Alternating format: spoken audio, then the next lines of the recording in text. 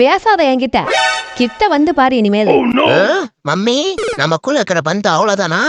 என்ன டாடி இன்னைக்கு கோவம் கொடைக்கானல் வரைக்கும் போது உன்னை எப்படி வழி கொண்டு வரேன் பாரு. டாடி நீ என்ன கொஞ்ச மாதிரி கொஞ்சி பொசசிவ்னஸ பொங்க வைப்போம்.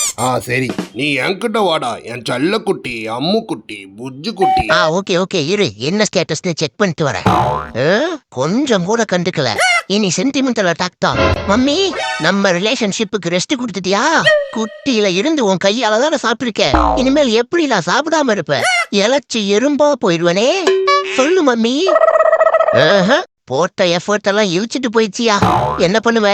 சரி சரி என் செல்ல குட்டி. சும்மாரியா நான் சீரியஸாவே சோகமாயிட்டேன். என் புஜ்ஜு குட்டி. அட சும்மாரியாங்கிறல்ல. அங்க பாரு.